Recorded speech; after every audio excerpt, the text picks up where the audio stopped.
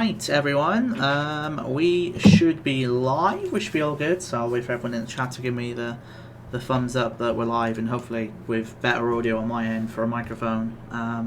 Without further ado, welcome to part 2 of my talk with Mod Ramen. Part 1, if you haven't seen it, we went through a fair amount. We talked about Kyle's route to Jagex. We talked about essentially projects he first started off on, and how he got into his content development days, and we talked about creation of AoD, how it became that full project. Did we talk about how you actually became? I know we touched on you becoming a content dev, but I mean, did we actually go into details on it? Yeah. We did. Okay, cool. Couldn't remember that off the top of my head. So we then got to Lost Grove, and then Kyle had to get going. So we thought we'd come back for part 2, and this one is on Lootscape, this stream anyway. So if you want to just chill, feel free to minimize the stream or watch us for facial expressions, whatever. Feel free to minimize the stream, have a listen, play your game, as we just talk about Mod Ramen and his life so far at Jagex and in general. So without further ado, we kind of went and talked about Lost Grove. I think we kind of ended the stream talking about Chester. Obviously, the addition of Chester being added into Lost Grove. So we kind of go from there. Lost Grove as an update came out, I think, if I recall, September 2017, I think it was. And then, of course, it led up to the gap in the middle of Lost Grove, which obviously wasn't filled for a few months, and that, of course, became Solak. So you went from AoD. So first of all, before we get into it, what did you take away from AoD that you could then apply to Solak before we kind of go into the creation of it? That's a good question. What did I take away from AoD? AoD was it was the first thing I ever really did as a content. Who's flickering? No, Mike, it's my camera. My camera keeps flickering on Discord. Okay. I can see it, and I don't know why. Very odd. Right. It was kind of my first big project, so the takeaway was more a learning code side, efficiency with making big boss encounters, efficiency with code, how clean my code was, and obviously saying drop tables. I learned a lot from how to do drop tables. We had the comparison of AoD, Virago. We had all these different drops over the years, and then that is what I brought into Solak. I wanted to make the drop system kind of very similar to sort of Virago. Even if you die, and team gets kill, you still get participation. Not participation, you still get loot. So yeah, mainly loot system was cool. It was so long ago. I mean, 2017? Mm-hmm. So. In fact, I think Monday becomes the 3-year anniversary of AoD, yes, right? Yes, it does. Yeah. So it would have been good to hold a golden praisal until then, but they wanted it. Mate, you need to get in game and do some mass or something for its 3-year anniversary. Maybe. See how well that goes. 3 years already. It's crazy how fast it goes. Yeah, kind of nuts. Obviously, one of the biggest takeaways really was I really did want to pursue doing boss encounters. It was always something I was interested in. As soon as I kind of joined Jagex, before that, the main thing I did in game was PVM. Came in, worked on a couple PVM encounters as a QA tester, realized, yeah, this is cool, let's try my hand at it. And then once it went out and seeing, some of the comments on Reddit, some of the comments that came through Twitter, and just being able to interact with the community was awesome. And yeah, it kind of just pushed me kind of straight away into wanting to do Solak. Solak wasn't really far behind as an idea. I knew I wanted to do another group boss. I guess my biggest learnings from the two of them is we might have already discussed this on the last stream, but never to go that high with team size. 7 is just this strange number I kind of plucked out the air. I've played a lot of World of Warcraft, and I really like massive encounters where you've got people all over and you've got prodigies flying in towards boss. But for RuneScape, that doesn't really work, and I made the mistake of kind of wanting it to happen. But RuneScape boss encounters, they really work at around the 2 to 4 man. My learnings from them too. Also, just a quick thing. Are you able to? You got a stand microphone, right? I do. I can bring it closer. Can you bring it a little closer? That's all. It's just because sometimes it stutters up for just a second. I think your sensitivity is just kicking it. Someone just asked quickly in the chat: were there any other rewards considered for AoD apart from just wand and prayers? Well, the wand was... That is much better. Sorry, go ahead. That's good. The wand was supposed to have a special effect, but I didn't actually get the time to do it. If you look at the Praetor wand, you can see it's sort of made up of the 4 ancient magics. So there's a spot, a strip of blood, a strip of smoke, a strip of shadow, a strip of ice. And I plan to have it so you could have a focus crystal, where if you use this focus crystal into the wand, you could focus it, or let's not focus, you could attune it towards either ice, and then any ice spells you use whilst casting with the wand would have increased damage. Oh wow! But unfortunately, I never got the time to actually get it done, mainly because of the case of us doing the final phase in the last week before release. But it would have been cool. Still, something in the back pocket if I ever do a hard mode, something I would like to do, but yeah, we'll see. It's not on the cards. It's not on the cards soon. Yeah, don't. Yeah. So as an FYI, if those of you watching the stream who've never seen these type of streams before, it's not a official RuneScape stream in that sense. These are streams that I enjoy doing on a personal note, where JMods and ex-JMods take the time to come on and basically talk about their time and their projects. So anything we talk about here is not an official confirmation of everything or anything. It's just opinion talking and so on and so forth. AoD hard mode isn't happening. Do you ever someone just asked really quickly, do you ever wish you can go back and add stuff like that in retrospect? That's a strange question. Because I wouldn't go back and change anything, because butterfly effect. I wouldn't have learned certain things from that. I would like to still add that in the future. But I wouldn't want to go back. I think AoD, she's donned the money bird, profit pigeon, however you kind of want to call her. She definitely launched with a good enough suite of items. Usually you would only ever release with tier 92s and maybe something else. She obviously covered the bases of all 3 super turmoils. So no, I wouldn't have gone back and added something else to her.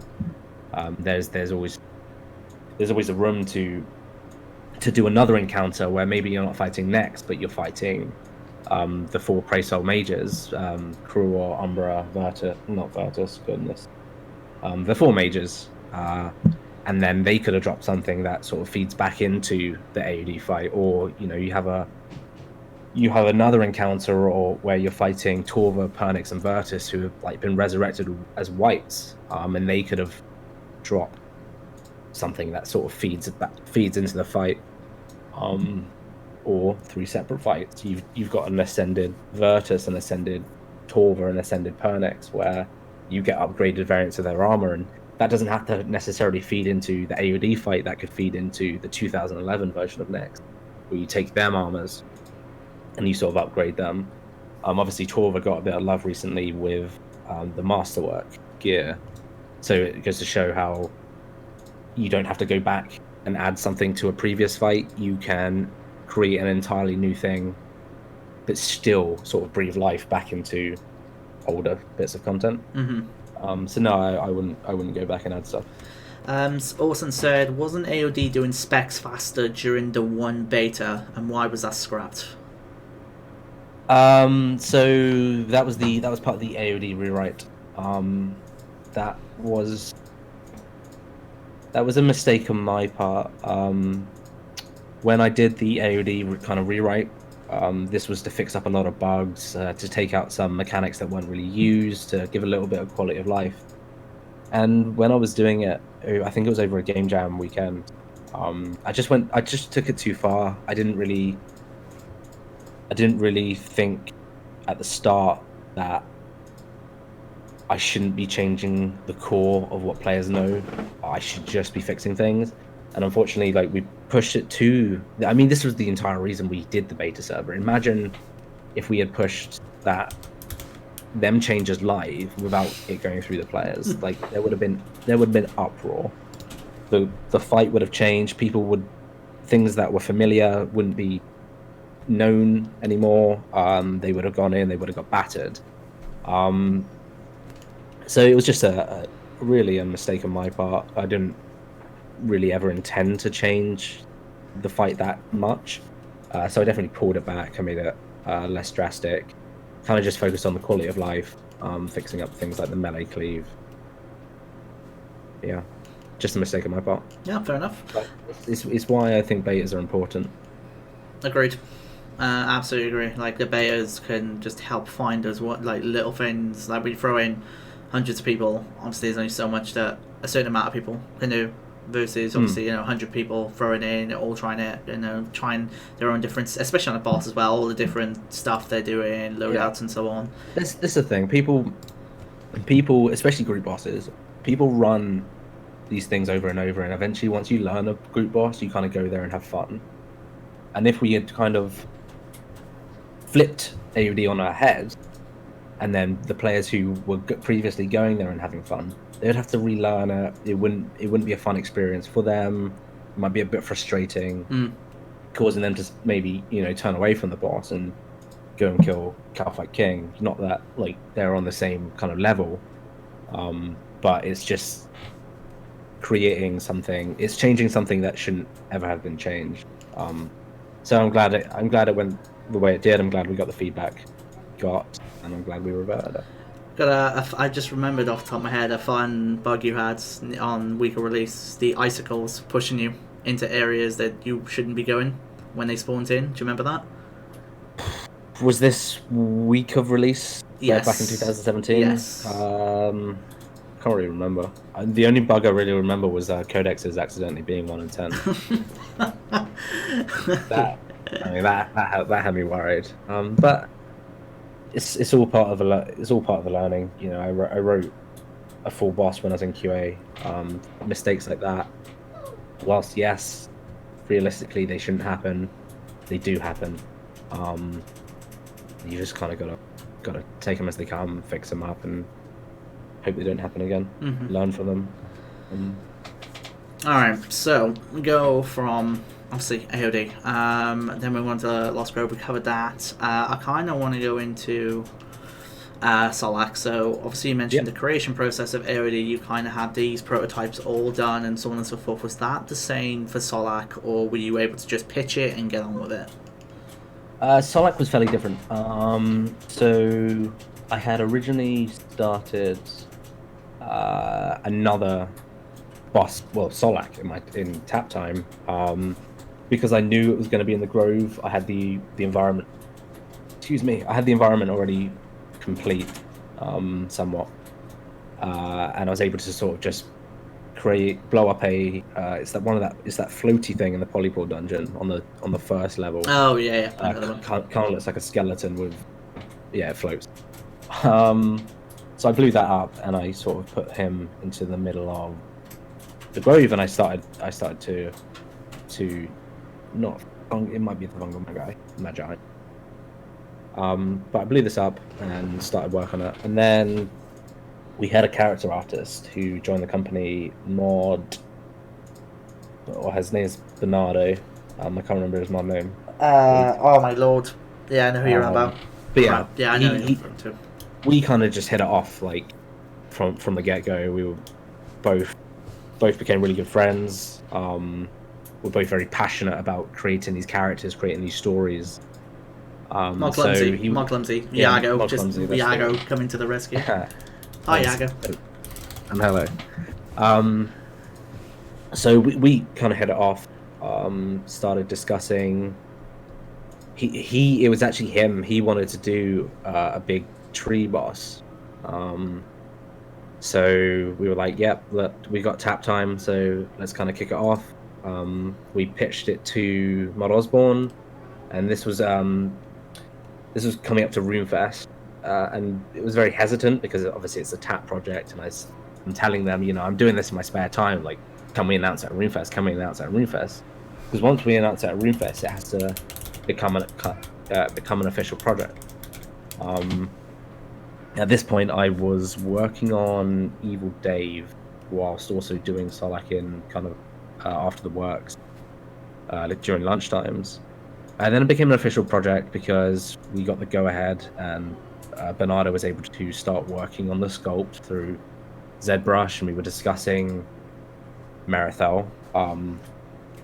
And so the special thing to me about Solak, and this is kind of a bit of a U-turn of what I was just saying, was previously most of the things I had done in RuneScape, especially with Nex, it's a character who wasn't really mine. It was always the brain of Chriselle, who created the Nex character. So despite me working with her on AoD and creating some lore for her, creating this new story, taking her story forward, she still wasn't my character. And I wanted to sort of have a fresh slate to sort of tell my story, to tell how I want to give players these stories, this emotion through characters. So not only we didn't just have Solak, we didn't just start with Solak.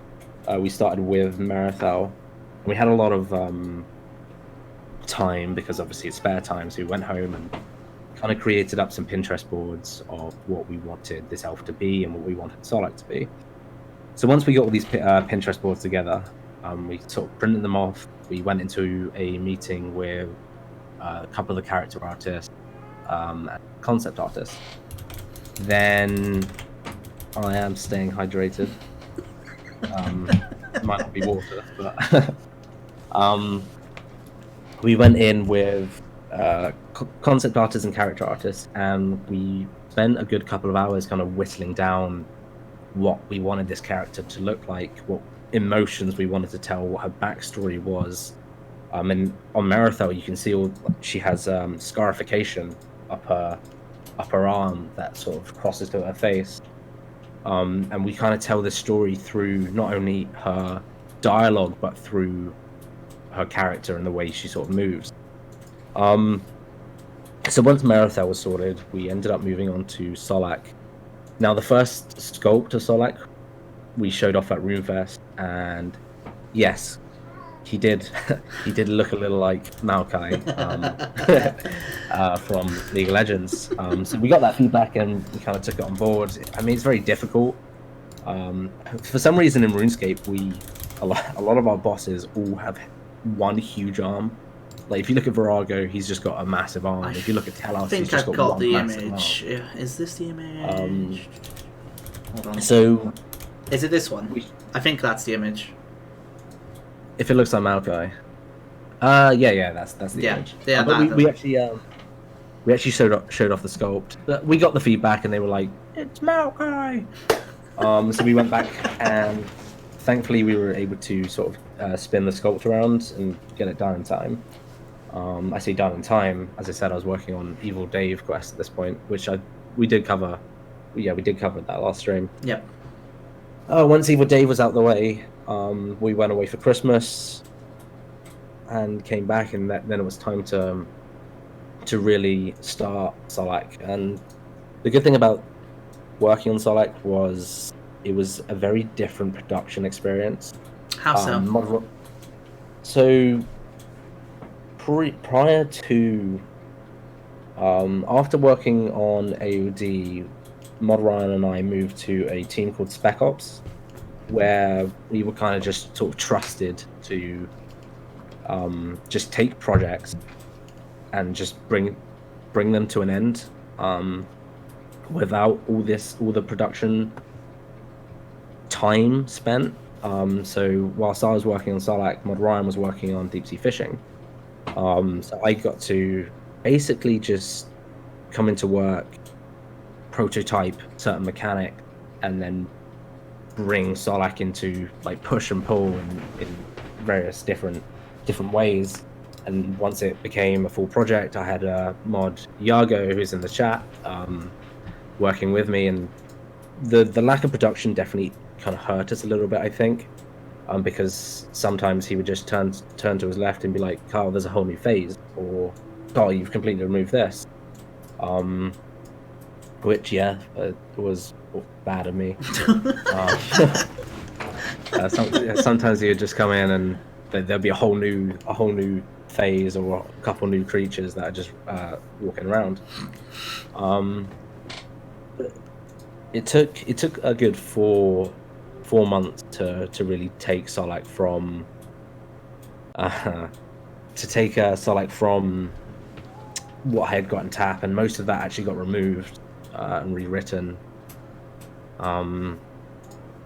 before when it came to a full project. But it was a lot of iterations, and it was really a labor of love for all of us, not only myself and Yago, but Mod Clumsy, Bernardo, Mod Crazy Pants, I think his name is. Nice sure. Pants, I think it is. I think it's Mod Nice Pants. Our concept artist, Thomas Carlson.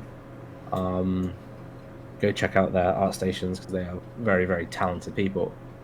But once we got closer to release, we started to do playtests. So every Monday, like without fail, we would get 7 people down into the gaming caves. We would sort of have a really big meeting beforehand. We would have everybody set up OBS, and everyone would be filming. So I had everyone's point of views. We would assign roles, and then once we did a fight, we would talk about it. Maybe I'd run upstairs and quickly hotfix something to change it. I'd run back down, and then we'd run the fight again. So it was really a really iterative process. We'd go away, we'd gather notes, we'd sit down, we'd be like, okay, cool, this is what I'm working on for the week. I'd send an email before the next playtest saying, okay, these are the changes, please give them a read. But even then, before playtest, I'd give them a little bit of coverage saying, okay, this is what changed, this is what changed, this is why it's changed, these numbers have been lowered, these numbers have been raised. And that's basically how kind of Solak was born. One of the biggest things with, I don't know if I touched upon it last time, but something that made me super happy with Solak was we made the decision not to bring players in to playtest. We did talk about this with AoD, so yeah, it's there to an extent. We made the decision not to bring players in to playtest because of what happened with AoD, and I kind of wanted it to be a level playing field. I knew Solak was going to be hard. I knew there were going to be these points in the fight where players would go up against it and wipe. So that was also in the creation of Solak. You were always dead set that this was going to be like your top tier difficult boss. Yes, and especially. I don't know if you follow any of it, but there are a couple guilds on World of Warcraft who now do progression races. Yeah, I know of it, yeah. Through Warcraft dungeons. And progression races are amazing because you learn as you go. So you get to a new phase and you see everything new for the first time, and then you die. And then you get to that phase again because you've learned the mechanic prior, the one you were continuously wiping on. And then you can continuously get to certain checkpoints. You learn something new, you wipe. You learn something new, you wipe. But when you learn something new, it's a great feeling. Especially with the amount of time it actually took to kill Solak. It took like 8 hours. I remember Ghost Team, and I always was just after midnight, I believe, if I remember. I think it was. I remember it was kind of like 11 o'clock because I think it was And Mod. just to clear it out of the way, they did not do obviously a method that was patched afterwards to get that kill. That was Yes, legit, no, correct? they did it legitly. Yeah. Go. We'll get in. I mean, I would love to touch on Yeah, that topic if that's okay. Yeah, as we well. can cover that. That's no problem. Cool. But yeah, progression races was something I definitely molded into the design just because of how much I enjoy watching it, and I know based off me playing RuneScape in the past, especially with things like Virago, even though we knew how to do Virago, we still died every now and then. But KK, when KK launched, when Nex launched, when you learned something brand new, it was just a great feeling, and to actually sit there and watch that on live stream kind of unfold as players got to phase 3, and then what they like a mechanic they had learned previously, and the one where the blue timer bar, I don't know what they're called. The blue timer bar goes above their head. No, you're right. I'm pretty sure they're just called timer bars. Yeah. They get that explosion. So on phase 3, that explosion, like 3 people get that timer bar, and then that then sends a chain link of routes. So something they already had previously learned changed in phase 3. So as soon as that happened, they wiped, and then they're like, oh my. So then they had to sort of learn a brand new phase whilst also adapting something they had already thought they knew. I remember them getting the first kill because I got a text from, I think it was Mod Stacy, because everyone was kind of watching. You know how the sort of progression races go. Oh yeah. People will tune into the live stream as they get towards the end, and then when they die, they jump over to another person, and then when they die, they jump back and see where the other person is. I remember standing in the living room, kind of watching the first go happen. It was such an awesome experience. So, go on. Definitely, I'm happy that we made the decision not to bring players in, because it went well and level playing field. Cool. So, a couple questions before we get back onto Solak. Ryan asked, what about this one, and in quotation marks, Kyle, where's Nex? You got a bit of backstory behind that? Okay, so I can't remember. I can't remember doing it. But I was testing something to do with our instance system, so how our bosses spawn inside an instance. And obviously AoD, you go in there and there's a NPC, and you click on that NPC and then the boss fight stuff. Same thing happens with Solak. I don't remember ever changing it, but I went on holiday for 2 weeks, just before the boss was due to be launched. And I got back, and Modiago's like, you won't believe kind of what's happened. So apparently, whenever you went to AoD and spawned AoD, Solak would just appear. So I had somehow replaced the entire AoD fight with Solak. And it just so happened that like Iago went to Nex. I don't know why he was there. Don't know how he was there, but he went there, clicked it, and a big Solak spawned.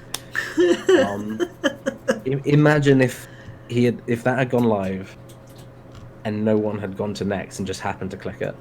I don't know how I did it, don't know how it changed, but I messed up somehow. Incredible. Okay. Jesus. So there's a question. That's the thorough testing of our QA. So. A bit of a general question. Someone asked, when you create a boss, do you keep in mind primarily high-level PVMers, or do you try and keep low-level / noobs in mind? It depends the tier of the boss we're doing.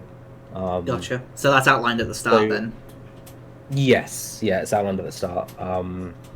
If we're working on something like God Wars Dungeon 2, then we are primarily focused on that tier of people we're going for, but we are always aware that there is this higher level of player, and they will just farm the crap out of something that is mid-level, which is fine. They've worked hard, they've got the gear, they're really good, they know the combat system, but we primarily focus on the tier we're aiming the boss at, or bosses at, but we are still aware, and we will still test with max gear lower than the tier we're aiming at and the tier we're aiming at.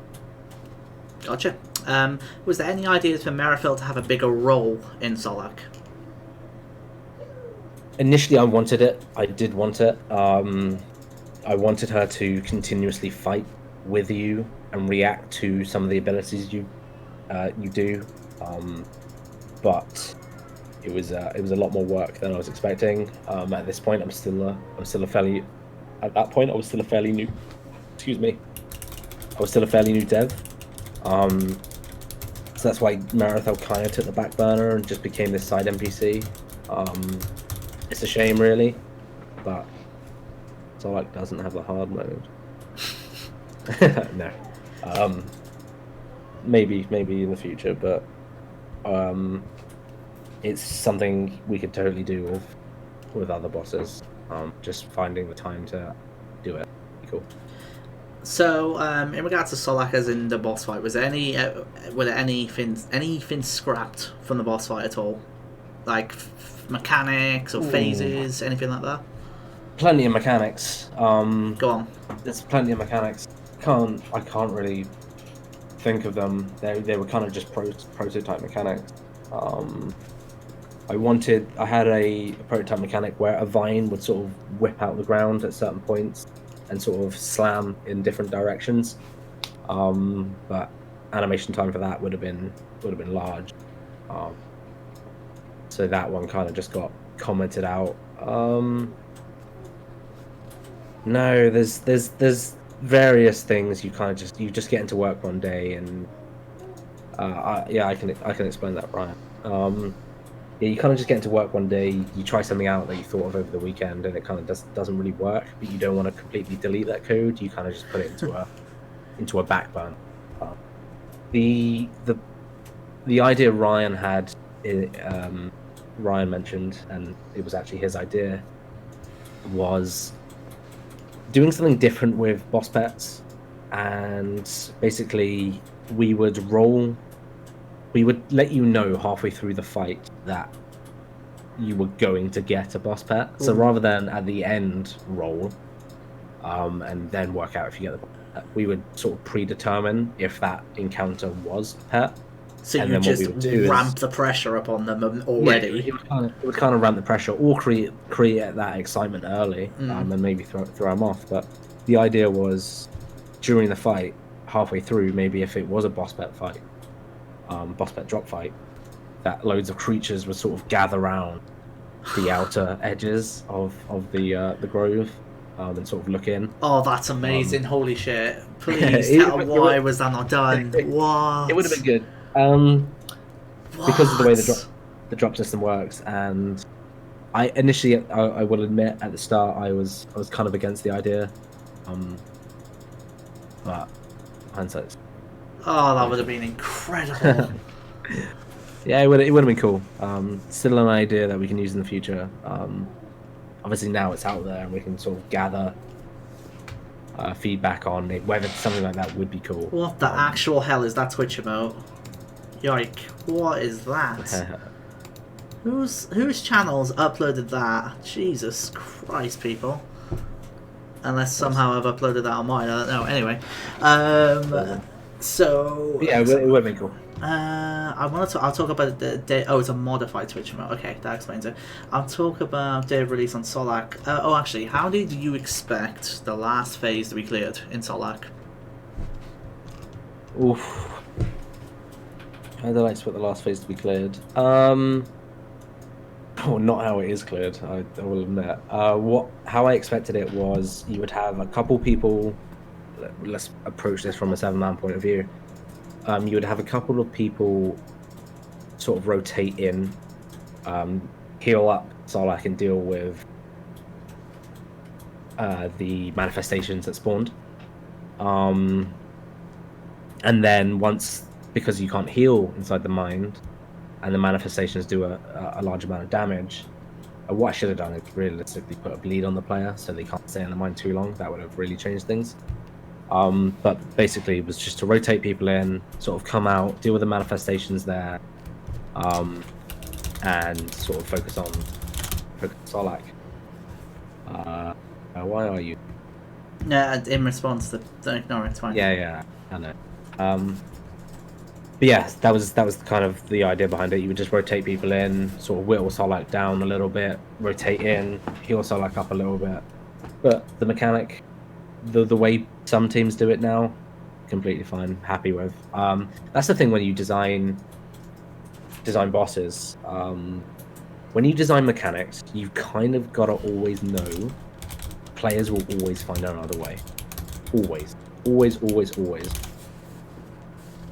Whether they cheese it, they will think of things that you as a developer never really thought of, or maybe thought of and were okay with, but you still kind of wrote the mechanic in a certain way.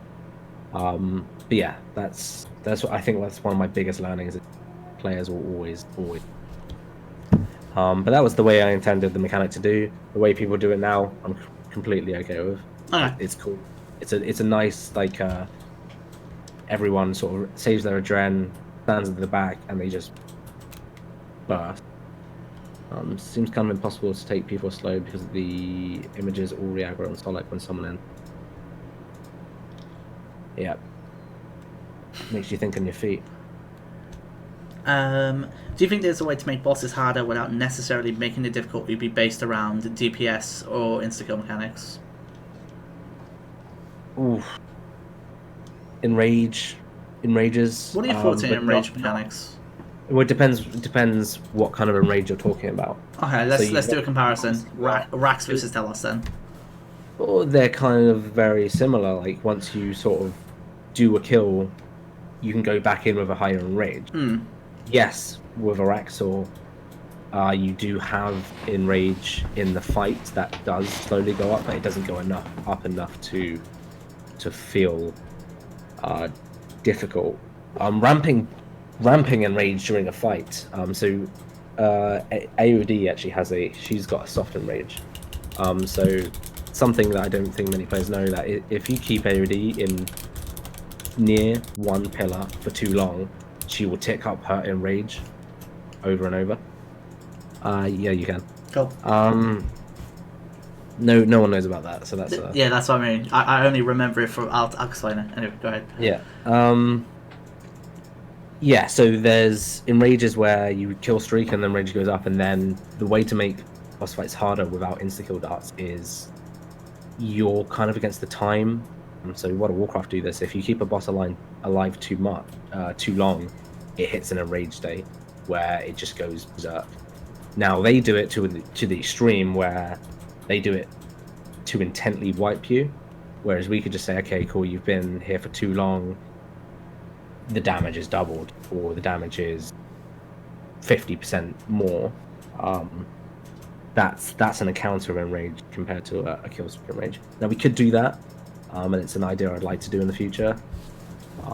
Instakill, a lot of players have problems with instakills.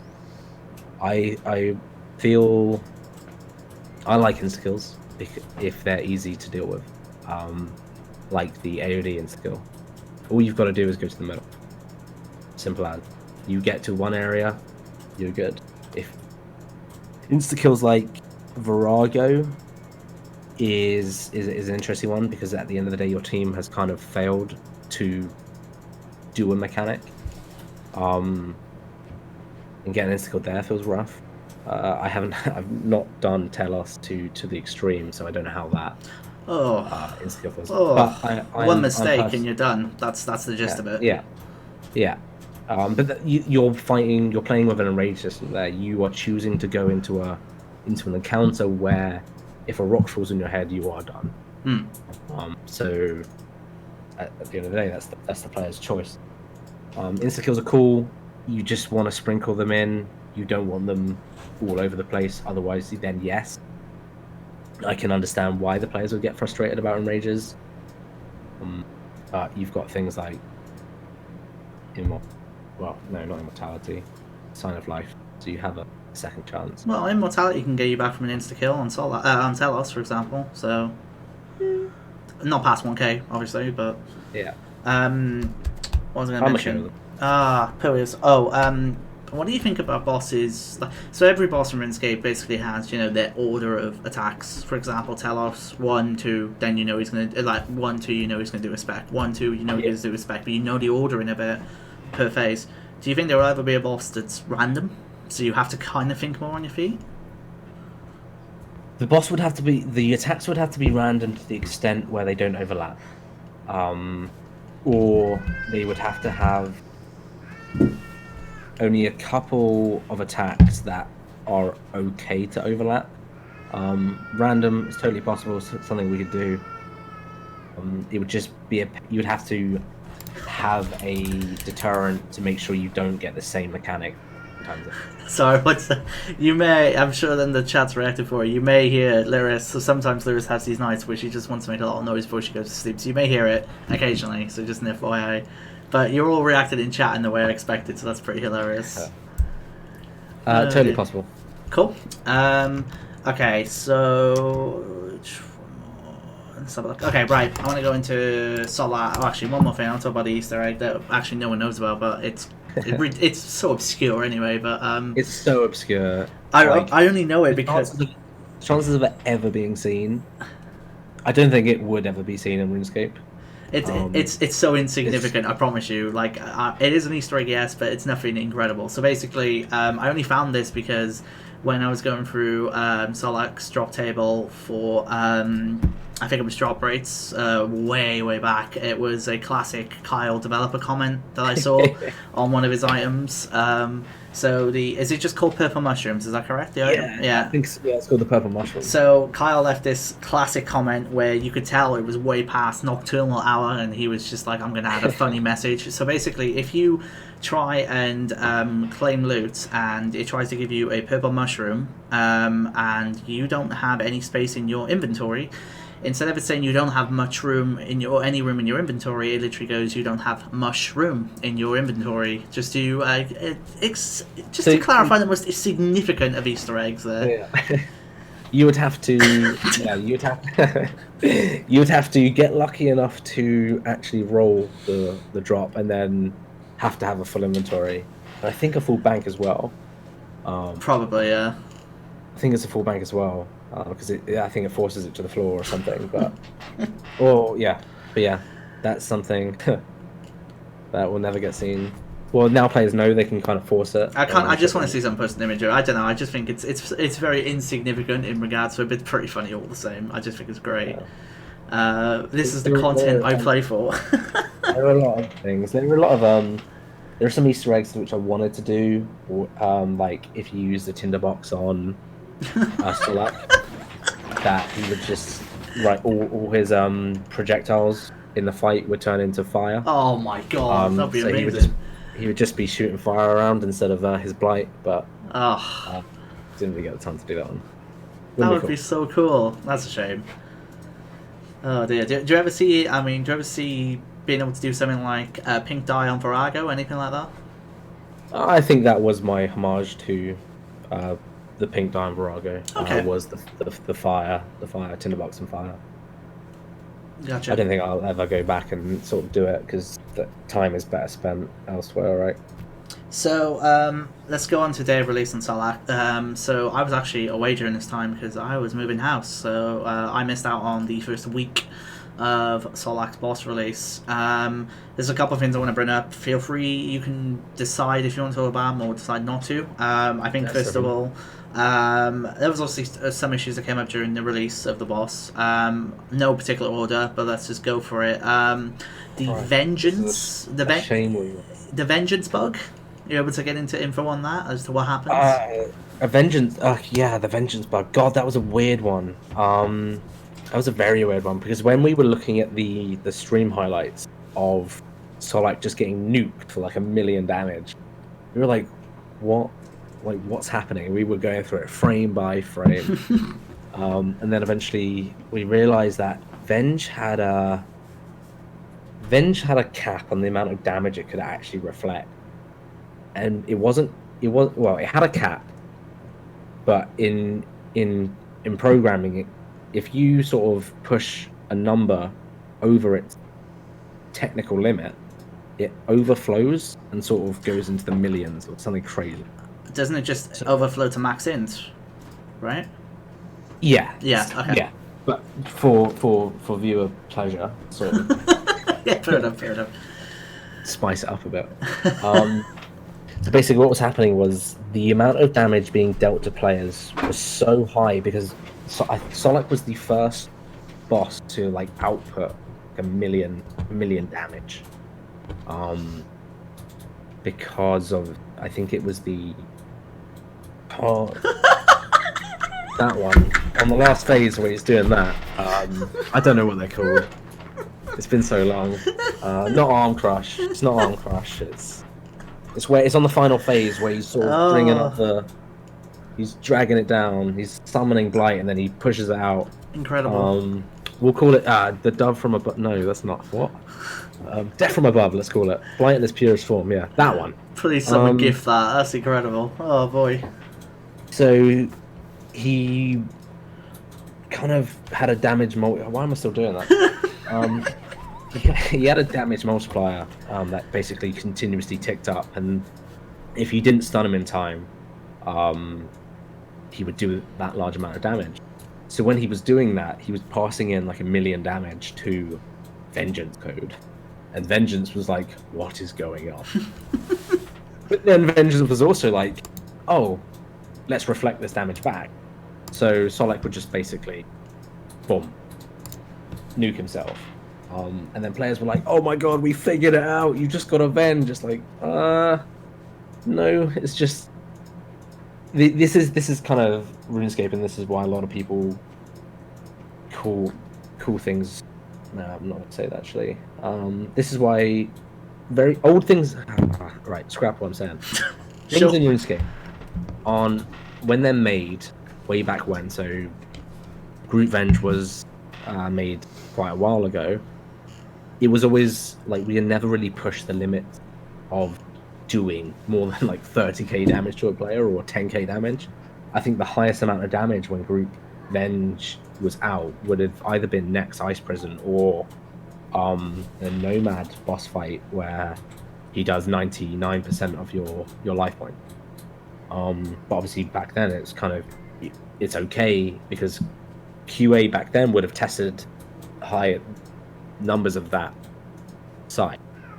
But then with Solak, when he's out 1 million damage, it goes into these older systems and it just can't handle it. But it still tries to work. Or still, well, I say tries to work, it still works. It just can't handle that side. So things like this happen. So that's the Vengence Bug. Quite a funny one. Was definitely in a WTF moment when I saw that on stream and when I saw that code, but yeah, it happened. But it's fixed now, so yeah, using Venge everywhere. Right, let's get into obviously the most impactful one, which was of course Steel Titan. So the gist of it, of course, is that you had damage caps in Solak. So when you get to a certain damage or damage life points in certain phases, the damage mitigation kicks in, and you wouldn't be able to really progress anymore until basically you had to get a move on to the next phase. Yeah. Titan bypassed it. So yes. Do you want to get into details on that? So we have something called hit effect. So basically when the player does damage through the combat system against a certain NPC, we can jump into this hit effect and be like, okay, the player is damaging Solak. So we jump into the Solak specific hit effect and we're like, what code should we run at this point? Should we reduce damage to 1? Should we check if the player, if the boss is at a certain life points where we need to phase it? Should we run an NPC, say, like if the player does 10k damage and that's passed through the system, should the boss go, ouch? Like, just things like that. We can run specific code, and we run them through hit effects. Now, we have certain hit effects for passing through melee damage, magic damage, range damage, reflect damage, other damage, poison damage, NPC damage, and it just so happened that I missed plugging in to NVN, which is NPC versus NPC. So because I missed that one thing, we got into the situation where players were bringing Steel Titan, and once Solak was getting to the hit effect, yes, if you were using your wild magic or your bamboozle omnipower, it was hitting the hit effect and it was going, okay, we know because Solak is about to jump into phase 4 and he is at his life points cap, we can turn that into 1. But when the Steel Titan was hitting it, it wasn't hitting, it wasn't plugged in to NVN. So Titan code was going through the combat system, completely bypassing, and was able to do damage, sort of whittle down the boss. Just the case of me missing something and plugging it in. Mm-hmm. But you live, you learn. Yeah. What happened? And obviously, stuff was handled with afterwards. I know when I came back, it was kind of thrown in on that one, and obviously trying to chase up, obviously, people who we knew abused it and taking appropriate action and so on and so forth. Yeah. Is there anything else that comes to mind? Like, those are the two big ones for me, but there's probably others I may have forgotten, or anyone in the chat, if you can remember anything, feel free to bring it up, but I'm not sure if there's anything else. This release actually went pretty well. Was happy. It did incredibly well on Twitch for RuneScape. Like for RuneScape Twitch, I thought we did an amazing job. Yeah, I've still got a screenshot of like everyone streaming and stuff like, and that's what I love about boss releases, and that's why I enjoy doing this, because not only do I enjoy making them, but I think I love the atmosphere in the office when everyone's got multi-twitches and they've got like four or five different people and they're all watching. And then they're switching between like Omid or Milad or Dardan or I Told You or whoever. It's a cool experience, and like usually you get someone shout across the office to be like, "Oh, Dardan's just died," or Milad's on like the final phase abusing Steel Titan. But no, it's all love. It's all love. We had. It's a cool experience, and yeah, it went down really well for Twitch. Yeah, we had multi Twitch links up, obviously, of everyone that we could see or we knew was going to be streaming it. So that was pretty fun. We had a little monitor on its own, a little TV, I should say, with all the multi Twitches up there as well, which was really cool to watch it. And also, Rubik mentioned it, but I did notice that it was a lot of times the practice mode was used a lot. It was awesome. Yeah, because it was one of the fights where you wiped a lot and you kind of didn't want to pay the death cost. So it made sense to use practice mode. It was good to see it used, because when it initially launched, there were a couple of people who might have run Virago with it or might have run Nex with it. But I felt when practice mode initially launched that this was just kind of a step in the wrong direction for kind of PVM. Like, I am very much of the opinion that you should do a fight and it's do or die.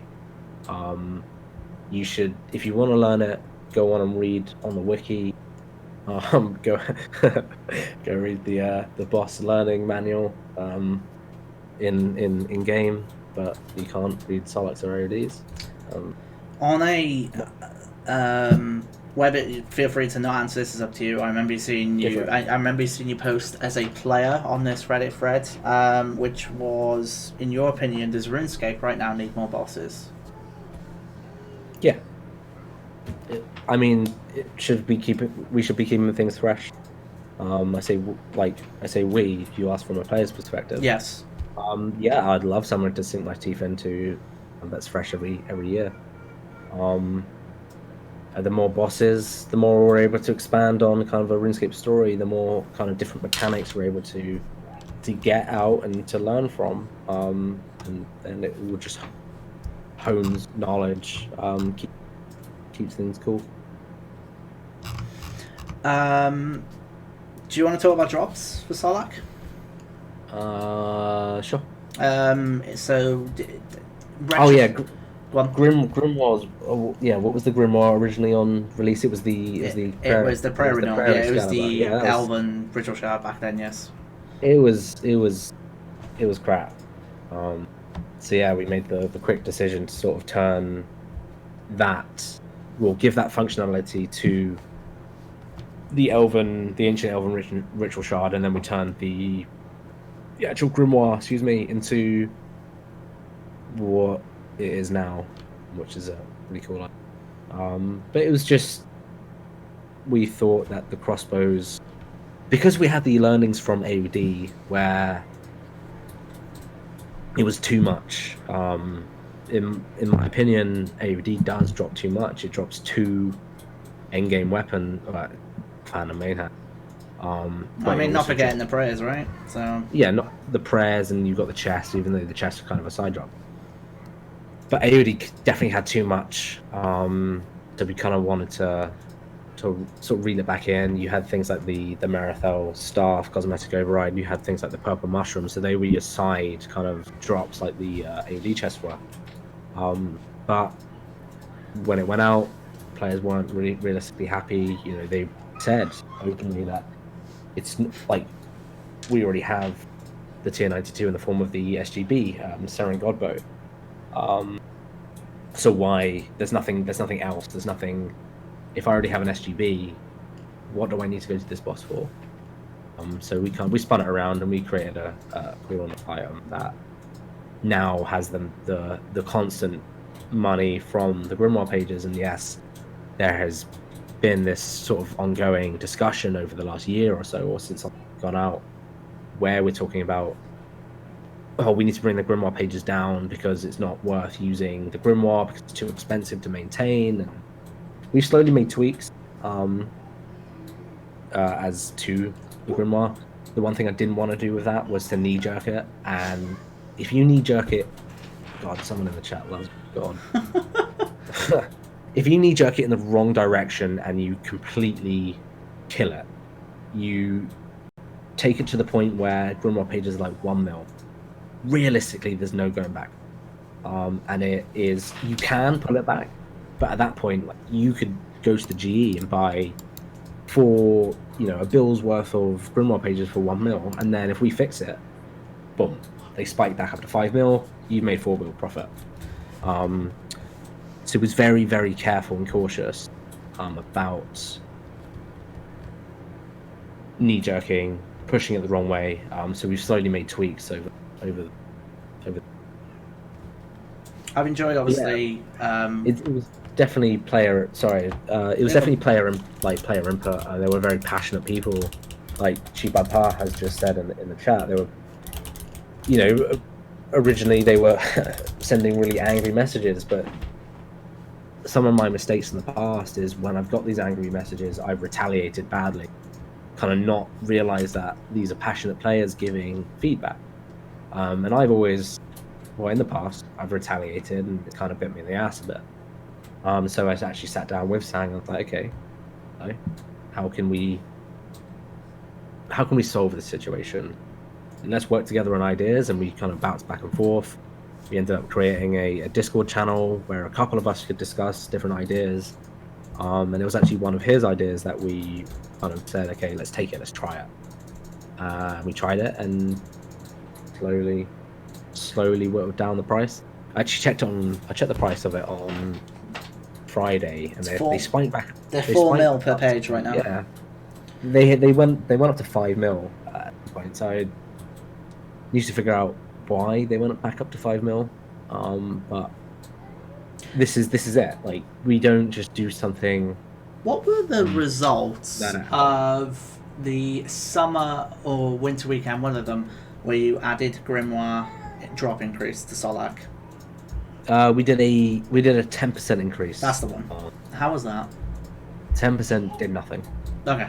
Because it's a 10% increase on pages, and it's over the course of 2 days.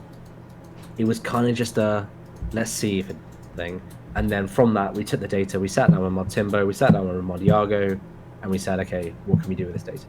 And from that we said, let's kind of add the roll. So when you roll a Grimoire page, you then have a 50% chance to roll a second page.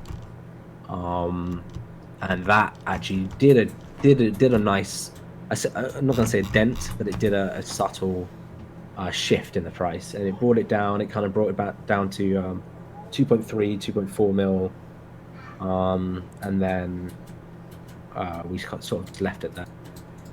And yeah, it's bounced back up to 4 mil. So kind of, as I said, like I checked on Friday, it's not something we've just left in the dust.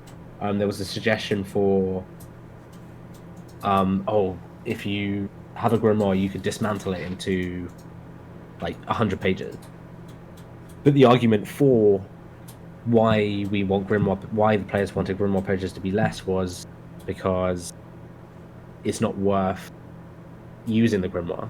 But if we are dismantling pages, then we are also taking grimoires out of the game, and that, in that sense, we're also pushing the price up of grimoires, because they're now less. So you're kind of having the opposite effect. But we found a solution, and we're still looking at it. It's good because it's kind of similar to how Virago was when he launched, where you had tectonic energies, so you had this constant kind of money coming in that covered supplies, and then that allowed you to have the trash drop. When I say trash drops, I don't mean they're trash drops. I mean the actual drop. Kind of similar to the terminology of trash mob, etc. But yeah, it kind of covered supplies plus, and allowed that income and wealth to sort of balance out. But when you've got things like Profit Pigeon, Money Bird, whatever you want to call it, Telos as well, bringing in this crazy amount of money, it's hard to compete against that. But do you know if Telos is ever able to go up from a 4K Enrage? Anything's possible. Okay. It's not something I don't think we'll ever do it. Okay. Because the Platinum Praesol. No, I mean the Platinum Warden. Praesols are mine. It would be cool to try. Like, it's certainly cool to try. And I won't say I shouldn't say we would never do it. Because there's always a chance. Like, players. Well, obviously there's no commitment to it, of course. But yeah. It would be, as Wazzy said in the chat, it'd be amazing to see Lucario and Couchy race to 8K. Like, honestly, some of the videos and feats that Lucario's done recently are absolutely. Let's talk about like. Did you ever expect Solak in its current iteration to be soloed? Full stop. Eventually. Okay. Eventually. It just takes someone insane enough to continue to go to the end solo, because it's anything is. But I think AoD can be soloed. It just takes luck, and it takes a lot of patience. It takes a lot of time. Yes, I figured players would eventually solo Solak, but not that quick. And then I think someone did a Solak solo with no food, which is just crazy. But yeah, I like to see. Pretty. I like to see you solo AoD. Is your party hat still on the line? No, I only ever made that bet in the first month. Realistic. What a stupid bet to make. Like, for someone who made a bot in QA to be so confident that something couldn't be soloed that they would be willing to bet their blue party hat. Stupid. But thankfully, luck was in my favour, and no one managed it. Oh dear me. Like, someone will solo it one day. Awesome. And I look forward to the day. And I know now Lucario has set that challenge for himself, so yeah. So, I know obviously it's not an official RuneScape stream, but because we're on the topic of Solak, we're going to scaler mode in just a moment. Were you always dead set on it being duo and 7-man, or were there considerations for maybe 4-player or 5-player before we went into scaling? I was dead set on 7 and 2. Okay. As I said, it's one of my learnings. Like, I'll never go high as 7 again. I don't know where I pulled this stupid number of 7 from. I think I was just so blindsided, and I was tunnel visioned on my passion for making group bosses. That I just missed the mark, and it's something I'll always kind of not really apologize for, but it's always something I'll say I learned from. And yeah, I know 7 is too much. So Solak scaling, obviously, we have no ETA and so on and so forth for it, but it is definitely happening. Yep. Cool. It's 100% happening. It's not shelved. It's not on hold. It's based off the stream. Yeah, I remember seeing a stream like clip or something, and I got very confused. It's now moving more than it was before. Gotcha. Yeah. Okay. Worth clarifying, because I know there was a lot of odd confusion for that one. What was I going to say? Completely. So someone asked about Golden Daredevil. I can actually answer that one. So Golden Daredevil was something that me and Deg did in the olden days of TAP, that I'm pretty sure is still around in the code base of one of the content streams in RuneScape. So essentially, the way me and Deg did it was, you go into a raid, a team member cannot die, no team members can use a bank, you have to do all the feats in both kills, and that's pretty much the gist of it. And that's how you get Golden Daredevil. And like, it's done at that time, but obviously, years have gone by, and God knows what it will take now to bring that back. But it was a thing that we wanted to do, but it just didn't ever go out really. So yeah, I love the idea of it. Golden Priest was live. Yeah, Golden Priest was live. Yeah. Golden Reaper, I don't know what that is or where that is. Well, I know what it is, but it's not something I can speak on. I would love to see like Golden Daredevil just to watch streams of teams trying to do it where no one banks. They do all the feats in one kill on both bosses, and that challenge. But yeah, hopefully one day. Right, I think that's everything on Solak. Unless there's anything that we missed. No, I think you covered everything pretty well. I mean, we tried to cover as much as we can. You remember the Vengence Bug? I wouldn't remember that. So, I'll give you a choice. Ironman or Violet is Blue? Violet is Blue. And you're okay, Violet is Blue. So talk to me about Violet is Blue. I know you love this quest a lot, so I do. Talk to me about it. I do. Violet is Blue. I basically got to pretend to be a 6-year-old, which is just great. We were given a Christmas quest to do, and I'll be honest, when I was told the news that I would be working on a Christmas tent, Christmas tent? Yeah, I was reading pretend in the chat for a while. Yeah, when I was told I was going to be working on a Christmas quest, I wasn't best pleased. I wasn't really interested. But we kind of went to our planning meetings, and this is another one of them things where we approach it from the point of what emotions do we want the player to feel, and what emotions are we trying to get across. How can we get across these emotions? And we used, the way we approached this was we used color. And we use the cold of the snow, so you have your whites, your blues, your very chilly colours, and then you sort of bring the warmth to that. You've got your glows, your oranges, your yellows, your reds, and that's why you've got the initial Yeti house, where you go inside and fire and light and blue, and you obviously understand that this is a place of safety. And Violet's the outfit she's wearing orange, and fireflies, they're also orange, so we represent kind of warmth throughout this cold quest. But yeah, we kind of went into a planning stage, and once we kind of sort of nailed that down, we went away, and just myself and the team, the devs, we were kind of just given a fresh slate.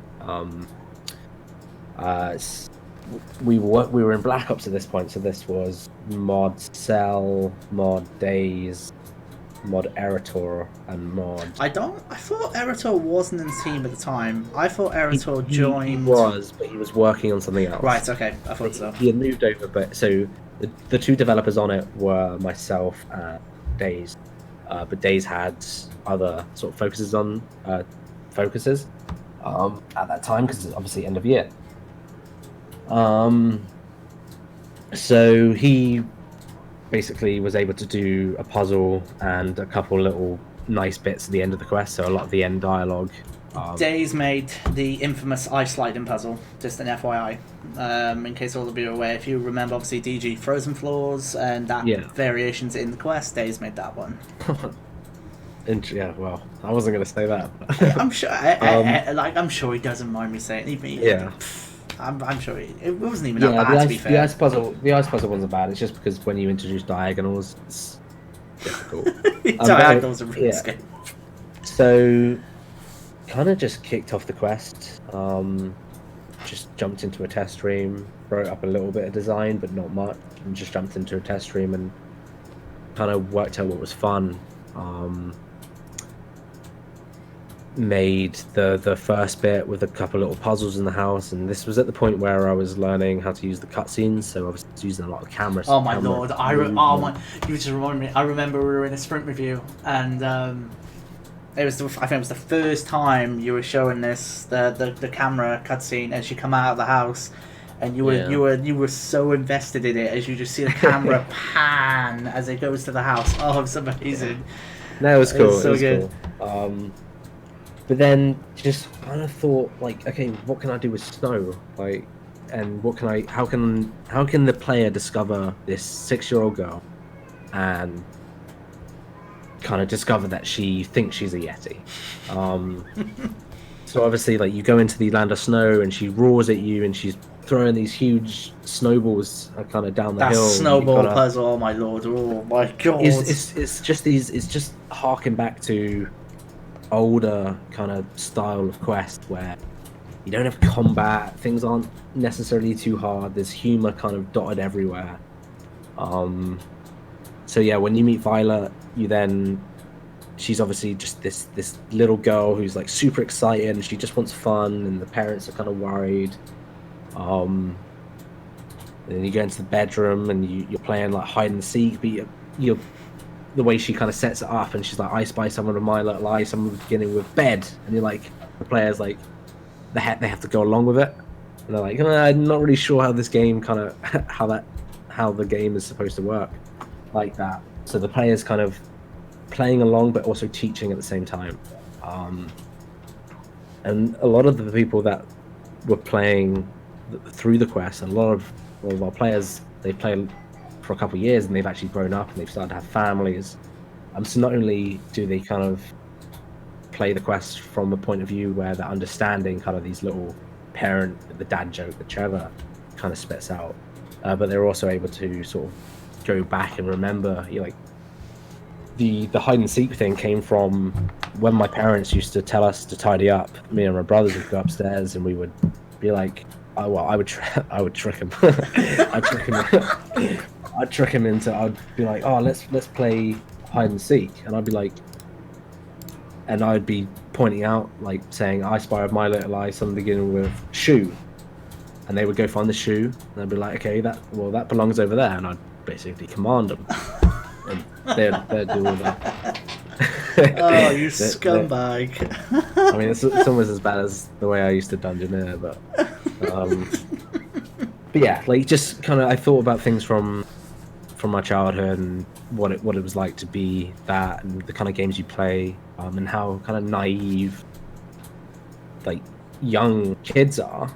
But then also you've got to interact with someone who knows how naive they can be, which is obviously the player, and you've got to sort of try and make things as fun for them as possible. So then when you kind of leave the house, you've got the little dad jokes. I can't remember what he says, but there are some amazing dad jokes in there, and I did spend a lot of time googling them. Like, he goes like, "What's brown and sticky?"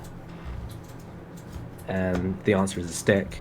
And then there's one at the start. I can tell the Dungeoneering story later. Yeah, don't worry, we'll cover that.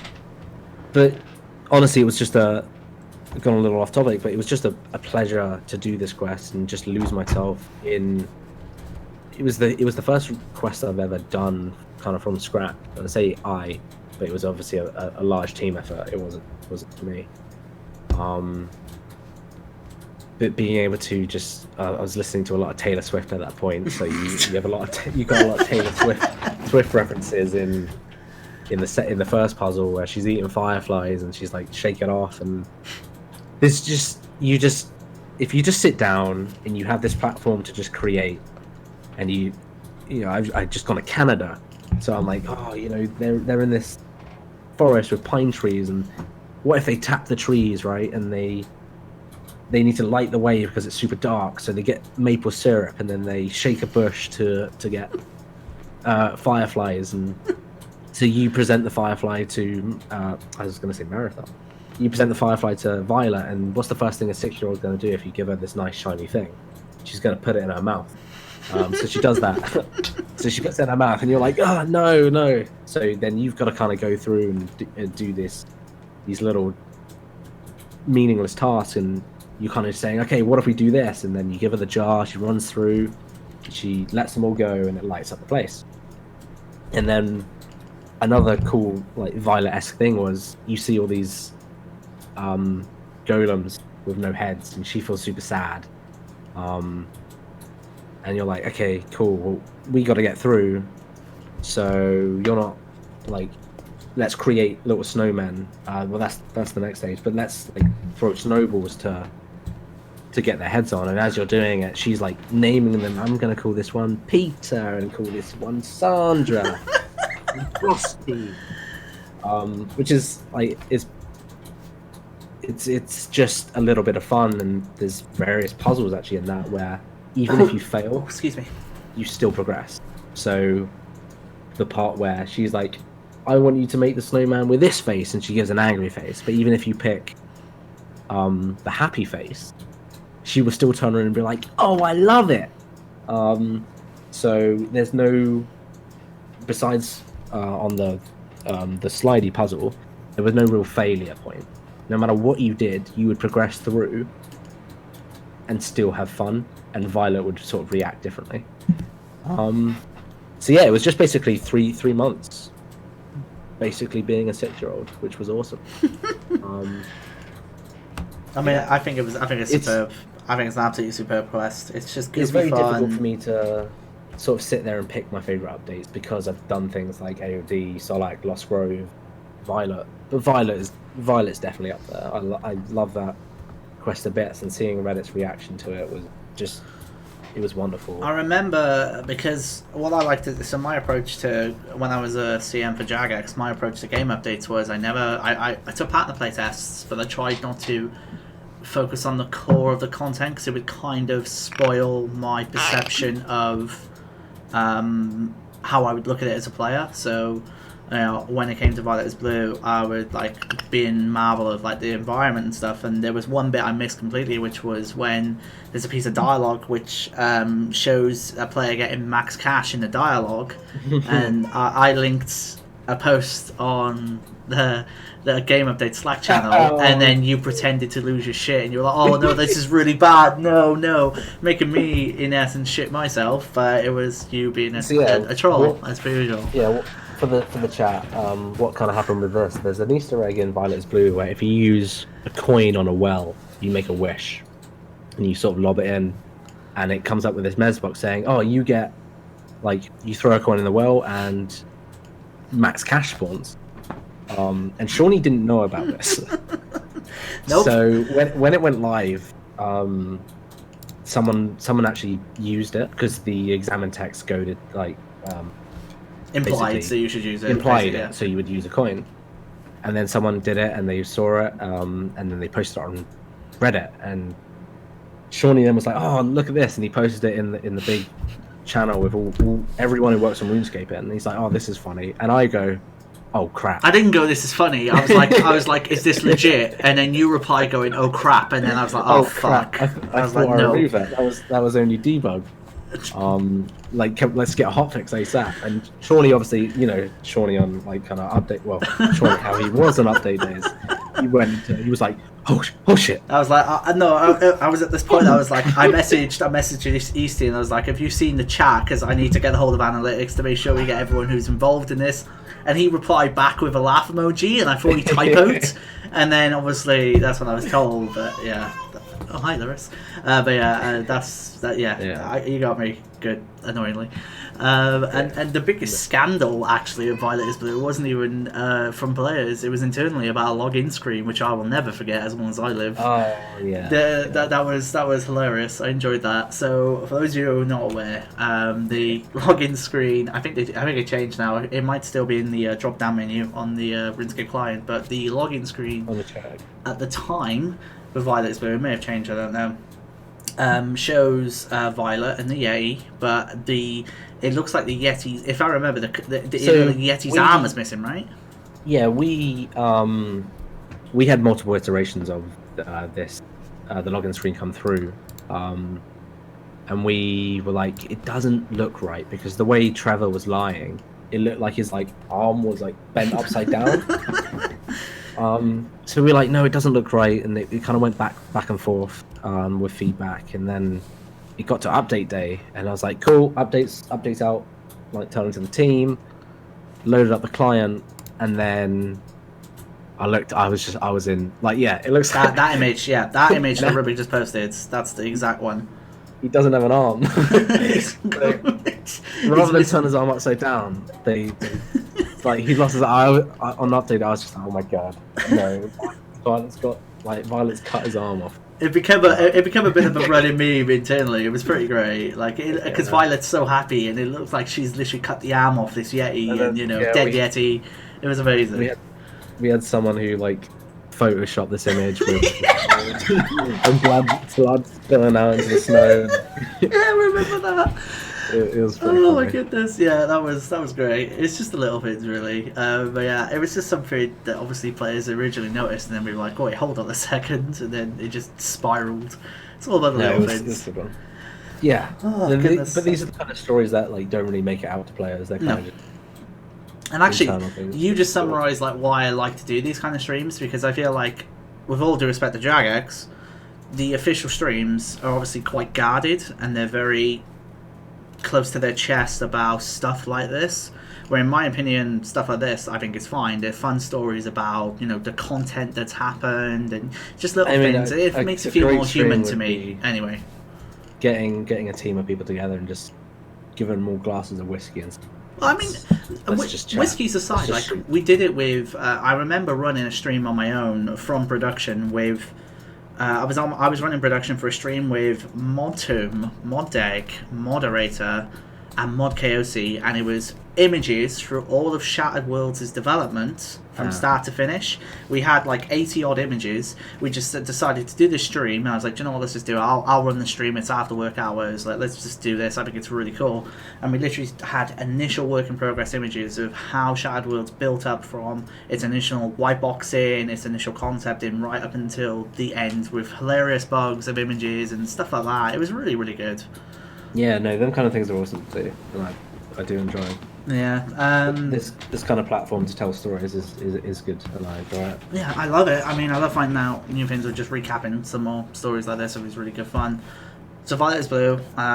There's 2 more topics I want to cover. I guess we'll go Ironman, and then we can wrap up talking about Anachronia. So Ironman. So I want to get a couple of things out of the way, because I actually thought you were involved in the original creation of Ironman mode, but you were not. I can't remember being. So I don't think I was. I think that was a Mod Easty thing. I honestly thought you were involved. I believe there are some other people involved. No, I can't remember. I really can't remember.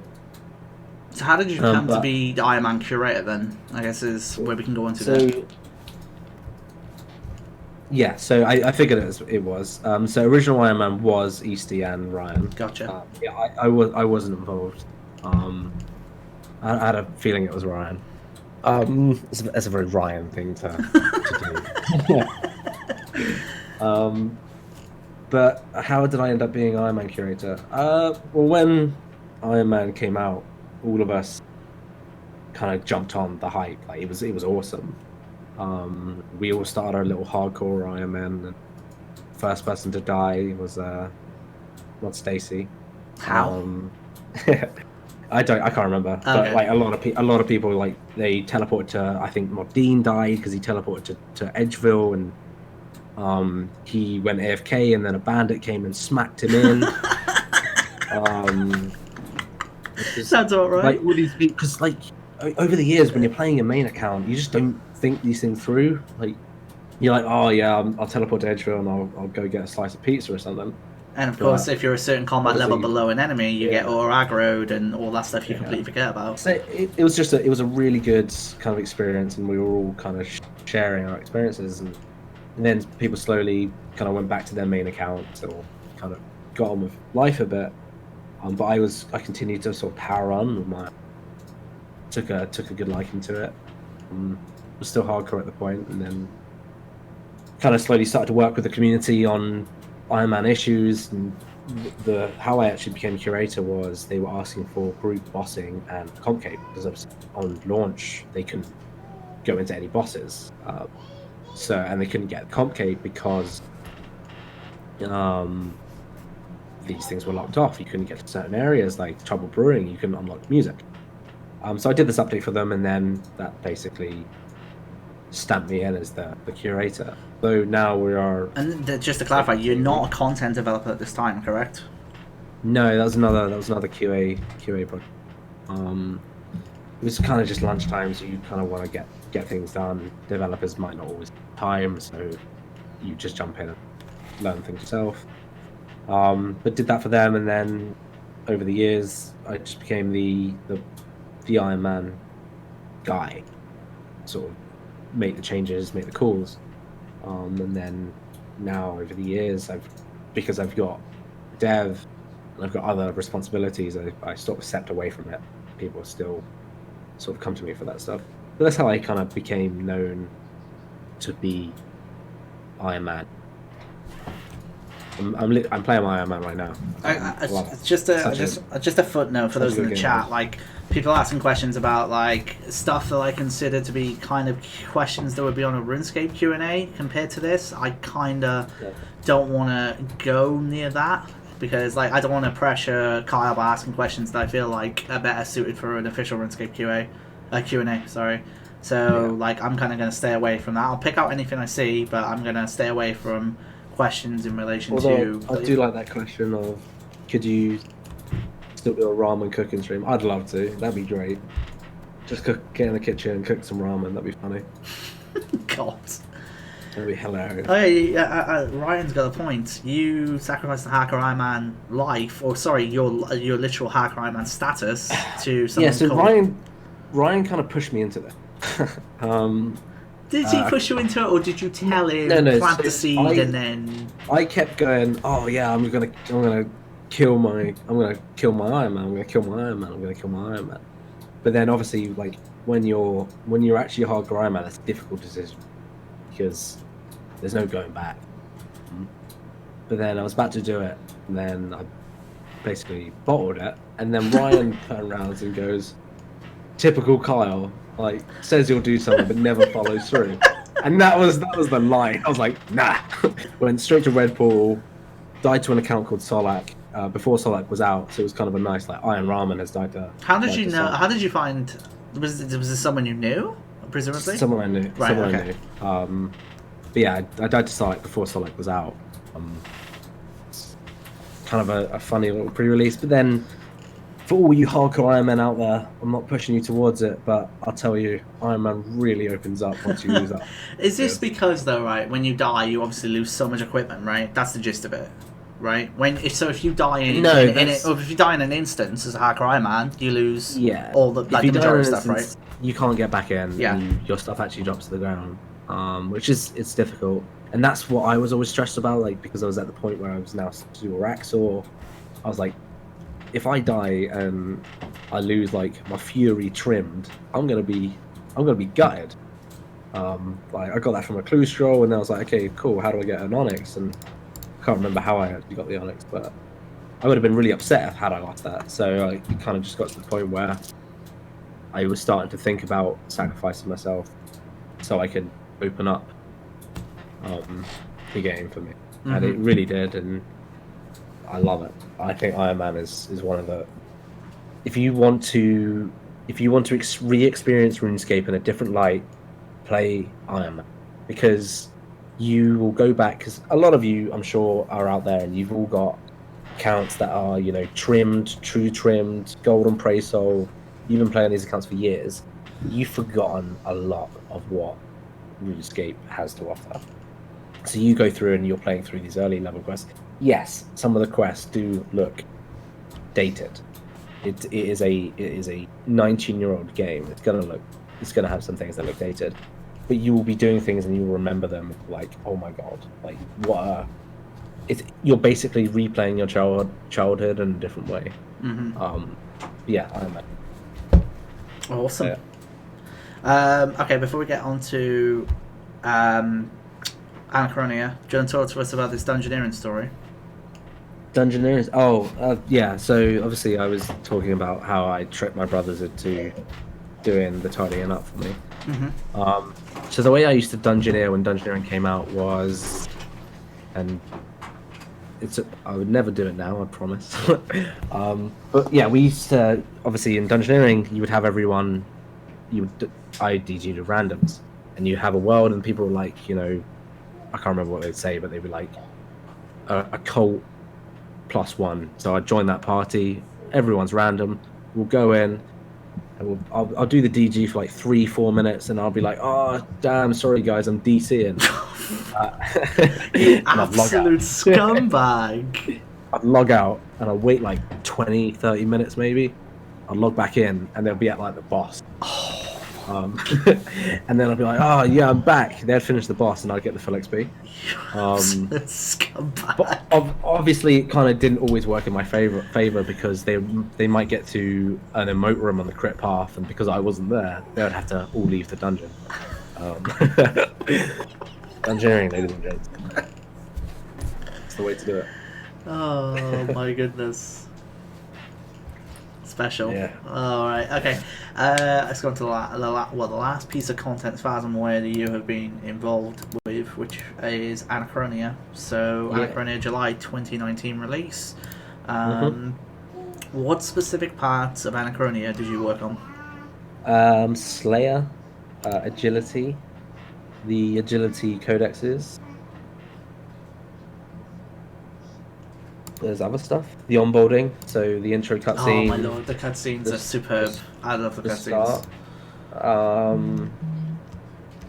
Laniakea. Naturally. Bit of the lore. I can't. Mod Cell might be able to remember what else I worked on, but I can't really remember. So, is there anything in regards to those specifics that you want to talk about? Laniakea. Naturally. Yeah, nah.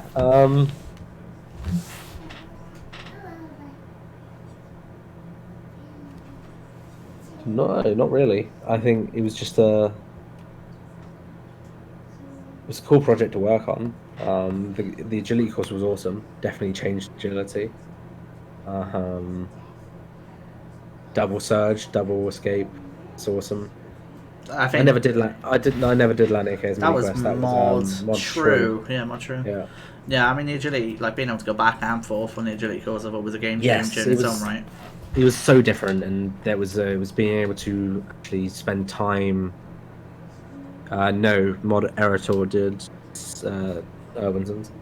But I was able to craft a system. So behind the scenes, there's this cool system that takes place for that agility course to work. And I enjoyed doing that, spending time learning some new scripts, learning some new systems on the script side of things. Obviously, it was another opportunity to do some cool combat stuff, make some cool combat items like the laceration boots and the Blast diffusion boots. fusion boots. Those diffusion boots are good. Yes, they're all awesome. They're awesome. But yeah, Laniakea, being able to sort of write stories. The way I kind of write characters is I write from the emotions I'm kind of going through at that point in time. You can see a lot of that in characters I write. Yeah, being able to do laceration. Laniakea was cool. The cluster task. Yeah, the boots are niche, but kind of good. because you don't want another Cinderbane, right? Cinderbane just covered all glove slots at the level. Just so for having the effect they laceration had, was- though, right? Like the Cinderbane's effect is pretty insane. Mhm. Okay. On my list, I'm pretty sure I've gotten everything I wanted to chat about. So I guess what we'll do then is take up. Well, we'll see if we have questions for like the next 5 minutes. Anything you want to see, Kyle, feel free to answer, and then we can get ready to wrap up. But No problem. you know, obviously, this, if you think about part 1 and part 2, this would probably be now at close to 3 and a bit hours total of like stuff we've talked about over the last 2 streams. So it's been awesome. What kind of questions? I mean, just ask questions, and if there's anything Kyle sees, he's in the chat, and he can just answer them. And then we can go from there. But yeah, I mean, it's been great fun talking about a lot of stuff. Like, obviously, we spent the majority of this stream on Solak, but that is completely understandable. At Twitter. Philo's at me on Twitter. Oh, someone's been working towards max cape and bossing. What should he be concentrating on? I've been working towards max game and bossing. Work on max. If you get bored, go do some bosses. If you need money to work towards Herblore, go do some bosses. Mix it up, because otherwise you'll burn out. Definitely leave some bossing. Like set a goal, bossing goal, after you max. Otherwise you might get if you go too hard for max cape, you will end up, and you achieve it, you'll get something called PMS, which is post max syndrome, and you'll get really bored, really bored of things. Nice. So you'll drop out. Switch it up, work towards max in slow increments. You don't need it ASAP. I mean, Yes, max guild is cool, but now with the PVM hub coming Monday, I think. Yeah, Monday. Monday. Like, for a lot of people, the only real reason for them getting max was to be able to use the Reaper portal. Just take it slow, do what you want. Yeah.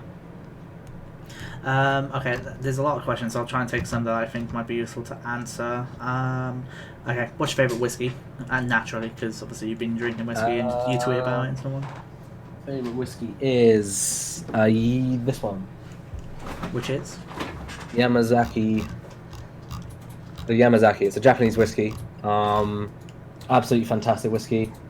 I would very much like to try the 12-year-old and the 18-year-old one, but they are very expensive. Gotcha. But yeah, if you are wanting to get into entry-level nice whiskey, don't drink Jack Daniels. Try something like Yamazaki or Monkey Shoulder is a good entry level. Very creamy, very light. Can you think of any situation where you felt like going with your gut feeling on a vision would be better than just going with player feedback? AoD and Solak. In any specific scenarios, or just the bosses themselves? The bosses themselves. I think most of it was all gut feeling. Yeah. Fair? Okay. That's an interesting question. Can you ask it? So, in regards to... So, obviously, where weapon diversity cans, do you see blowpipe changing at all? There's always room for improvement on everything. That's all I can say. I don't want to say anything of that's course. kind of Like, that can be taken out of context. Don't take There's that always room approach. for- and obviously we sat there, we designed all these things, and they are all cool, so we can now pull them. Do you have... Where is it? I've lost... Oh, what sort of comments do you want to say to viewers or players who go on about QA? Unsung heroes of the games industry. So something you all need to kind of understand is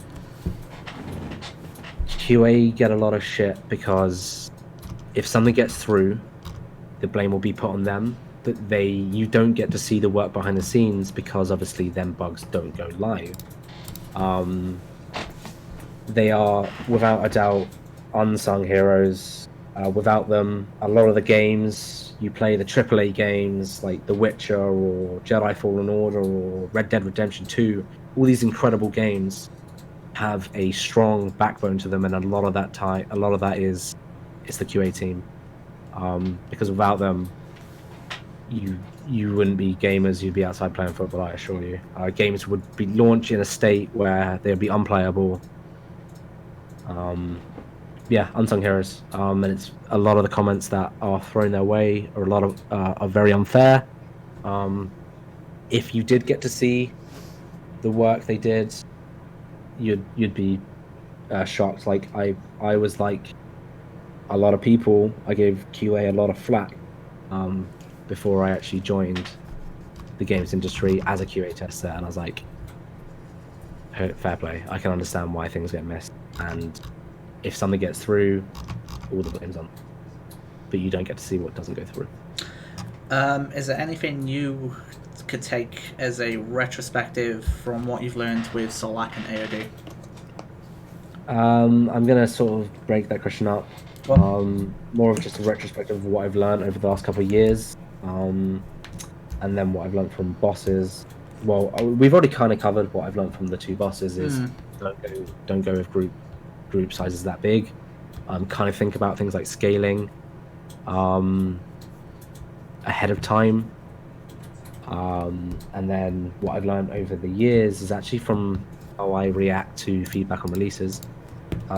So way back in the early years of releasing content, when players sort of gave me kind of negative feedback or criticism, I saw it as criticism and I would react in a bad way. Whereas what I've now realized is, if you are sitting there and you are typing a message to me, whether it's a lovely message, whether it's a ragey message, or whether it's just kind of insults, like, you are, at the end of the day, you are passionate enough to sit there, type something out, and explain what you don't like. And it's sort of just breaking that down, working out, okay, cool, this person loves, like, is playing the game. They've jumped onto social media and they have sent me feedback in the form of a death threat. No, things like that. You've just got to see there is a passionate person on the other side of that screen, and you've just got to nail down, okay, what do they want improving? Why do they want improving? Why does it? You kind of got a nice mindset as if you were a CM there, if you want to be honest. I mean, nah. I mean, I'm going to be honest, that's kind of how I approach some things. Like, that's the best way to go about it. Yeah, is this, like, everyone who is maybe saying shit or saying stuff, they're saying it in some way, shape or form because of their passion. It's all about drilling down and finding out what's irritating them. So, I mean, anyone who goes onto Reddit and writes up a massive post, like, whether it's good or bad, like, that's passion, and you just gotta realize that.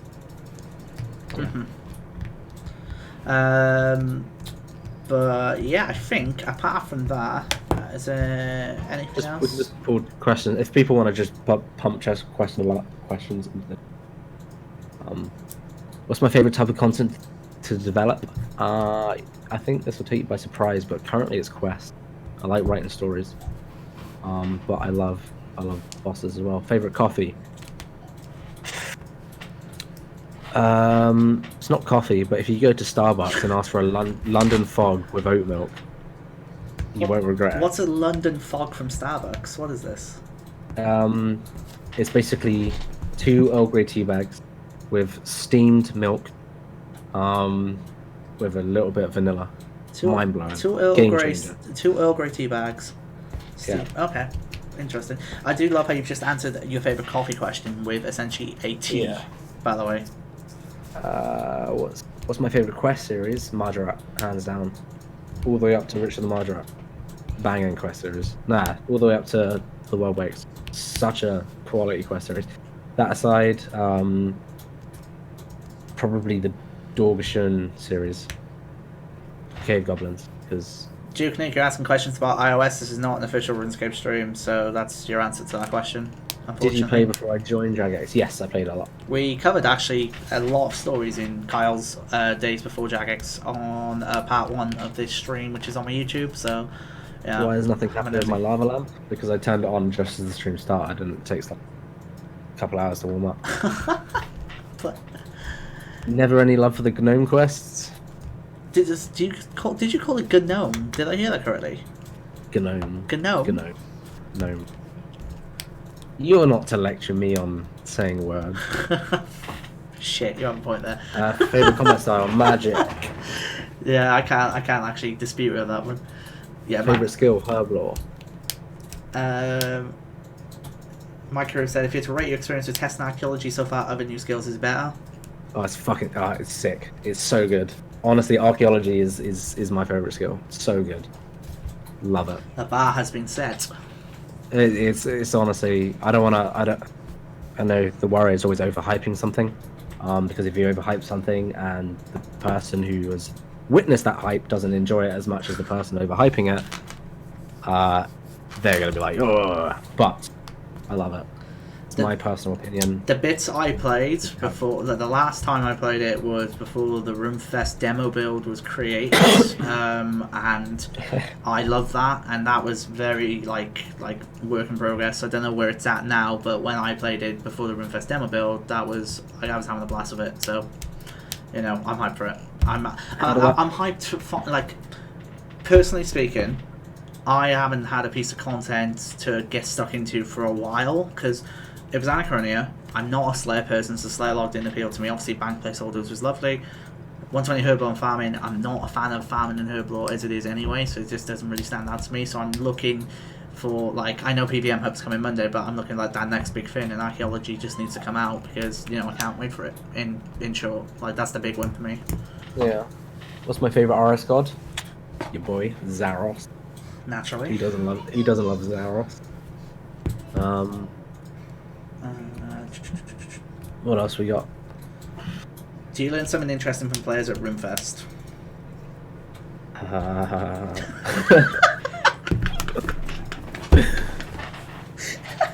Yeah, always. Always. No, Roomfest is such a good experience because they are super passionate. They pay a ridiculous amount of money to fly across the world. And what did I learn? It's nice. Roomfest is nice because they get to see you're human. Yeah, no, I mean, as ridiculous as that sounds, yes, you're absolutely spot on about that. Yeah, they get to see you're human. What's my favorite in-game title and why? War Chief from Mobilizing Armies. Yeah, and I don't know. Still use that title. I don't know why.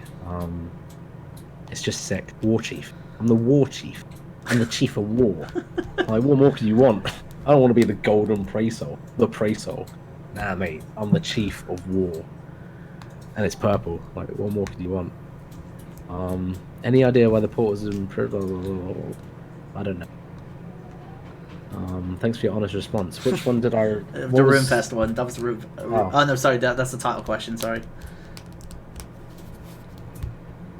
Yeah, why don't you go get the boss lock title colours for Nexus the same as War Chief, because Kyle wanted it. Of course he did. That surprised me in any way. Slipped in 20 quid under the table. Favourite JMod name other than your own? Interesting. I hate, but also love Moderator's name. Just saying. I hate it. Probably Mod Ramen. I quite like stars and space. Yeah, Mod Ramen.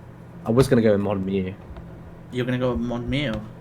Yeah, as in the Pokemon. No, yeah, I know that. But just, so you got to choose your name then when you first joined? Yes, I did. They were like, whatever you do, don't make it whatever your personal account is. So the first thing I'm like, yeah, Mod Ramen. Cool. What was your favourite drop? Pernix chat.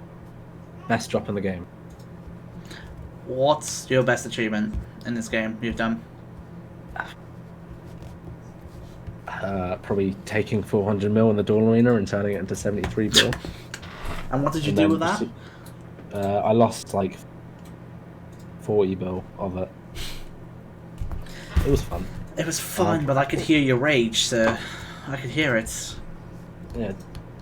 Don't stake. Honestly, just remove staking. I said this in the stream, in my stream after I left. Like, I think staking on dual arenas, if it needs to go, I think it's I don't know how other word to say it other than in my opinion, like a disease, in the sense of, like, once you get into that hole, you get stuck and it puts you in a really shitty position, and I feel like it doesn't need to be there. But you know, I said that on the day I left Jagex on my stream anyway, so you know, that's just my 2 cents on it. Anything you can share about Violet is Blue 2? It's not called Violet is Blue Part 2. It's called Violet is Green because she fell in a vat of paint. Good God. That, by the way, obviously, that's not legit before someone goes to Reddit and posts this clip, because they will. Like, Violet is green now is the next quest or something. Jesus Christ. Because she also went to the door and I removed that. Oh no. But no, I've got. It's just a design I kind of wrote in my spare time. I got an update on it. I'm glad I definitely took the decision to. I'm definitely glad I took the decision to work on Solak scaling mode during the game jam, because it has now got to the point where it's done and can go out. I think when it goes out, Solak scaling mode will be good fun. Just to try Solak from different perspectives, like different team sizes, I should say. It should be really good. But yeah, pretty much it. I think that's it. Okay, cool. This is your last chance to get a question in. And then apart from that, we've been 3 hours. Yeah, does scaling mode mean solo Solak as well? No. Oh, so it's 2 to 7. 2 to 7. Ah, I was hoping for Solak. That's a shame. What's my favorite boss? What's my favorite boss mechanic?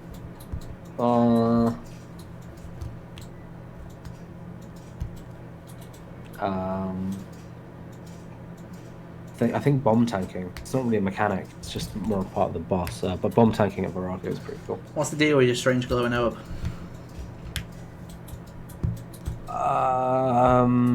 It's leading to something. It's just realistically finding time to get it to the end.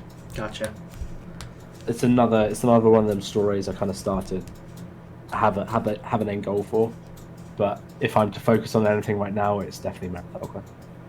They keep asking what's your favorite ramen, so I guess we can wrap it on that. If you ever go to Japan, so this kind of ties in with Nintendo 2024's. Try a place called Ishiran Ramen. Yeah. Just oh. The smile on his face, he loves it. Oh dear. Alright, I think, so what, we've had a combined total of 3 hours over the last 2 streams that we've done, and we've talked about, obviously, a lot, start to finish, basically, so far, of, you know, time for Jagex, coming into Jagex, first time you got into QA, you know, your adventures there, into content development, all the projects that came with here and everywhere, so it's been a blast. So it's been a pleasure, thank you for having me on. Thank you. Yeah, it's been really good fun. So apart from that, that should end it. And in regards to Lootscape, hopefully Jagex will trigger it on presumably Monday, and hopefully you all get your Lootscape drops, and then go from there. But Kyle, thank you for this. It's been an absolute blast, and obviously chat, let him know, you know, what you thought of the stream, and let me know if you enjoy these kind of streams. But it's been really, really good fun. Essentially diving into stories and, you know, talking to, you know, friends, nice and, you know, I love this stuff. I think it's awesome. I love these streams. That's a shame. We miss you. I appreciate that. You know, I appreciate that. But hey, you know, my time has been and gone, and that's you know, we'll see what becomes in the future in regards to community and so on. And you know, can only wish you the best. So it's been a blast as always, Carl. Thank you, and for everyone who's watched, I hope you all have yourselves a wonderful night. Take care. Have a good one. Thank you very much.